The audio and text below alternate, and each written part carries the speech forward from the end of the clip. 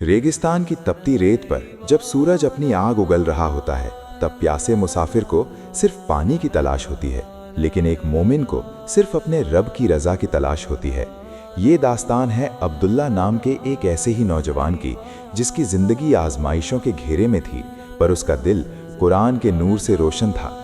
अब्दुल्ला एक गरीब लकड़हारा था, जो रोज़ाना जंगल जाता, लकड़ियाँ काटता और उन्हें बाजार में बेचकर चंद सिक्के कमाता, जिससे उसके घर का चूल्हा जलता। उसके घर में उसकी बूढ़ी माँ और एक छोटी बहन थी। गरीबी का आलम यह था कि कभी कभी पूरे घर को सिर्फ पानी पीकर रात गुजारनी पड़ती, लेकिन अब्दुल्ला के चेहरे पर कभी शिकन नहीं आती थी। वो हमेशा कहता, अल्हम्दुलिल्लाह, मेरा रब मुझे भूखा उठाता तो है, पर भूखा सुलाता नहीं। एक रोज जंगल में लकड़ी काटते वक्त अब्दुल्ला की कुल्हाड़ी एक पुरानी जमीन में धंस गई। जब उसने उसे निकालने के लिए गड्ढा खोदा तो उसे वहां सोने के सिक्कों से भरा एक कलश मिला। एक पल के लिए अब्दुल्ला के जहन में आया कि अब उसकी गरीबी खत्म हो जाएगी, वो अपनी बहन की शादी धूमधाम से करेगा और माँ का इलाज कराएगा। लेकिन तभी उसके कानों में कुरान की वो आयत गूंजी, ए ईमान वालो, हराम माल से बचो और ज़मीन में फसाद न फैलाओ।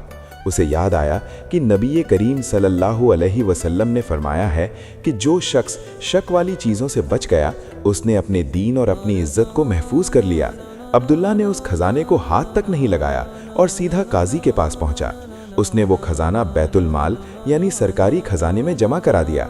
काजी और शहर के लोग उसकी इस ईमानदारी पर दंग रह गए। काजी ने पूछा, अब्दुल्ला, तुम इतने गरीब हो, फिर भी तुमने एक सिक्का तक नहीं रखा? अब्दुल्ला ने बहुत सादगी से जवाब दिया, हुजूर, मेरा ईमान मुझे ये इजाज़त नहीं देता कि मैं वो चीज़ लूँ जो मेरी मेहनत की नहीं है।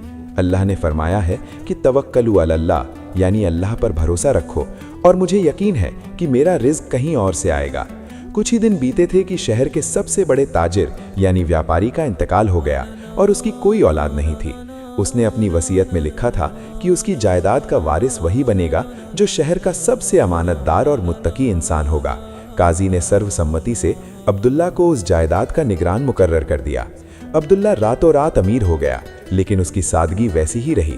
उसने अपना पुराना झोपड़ा नहीं छोड़ा, बल्कि उस दौलत से शहर में एक बड़ी मस्जिद और एक मुसाफिर खाना तामीर करवाया। वो आधी रात को उठकर भेस बदल कर निकलता और गरीबों के दरवाजों पर खाना रखाता, ताकि किसी की इज्जत नफ्स को ठेस ना पहुंचे। वो अक्सर हदीस सुनाता कि तुम में से बेहतरीन वो है जो दूसरों को नफ़ा पहुंचाए। एक बार एक शख्स ने उससे पूछा कि आपकी कामयाबी का राज क्या है? अब्दुल्ला ने कहा, जब मैंने दुनिया को छोड़ दिया तो दुनिया मेरे पीछे चलने लगी।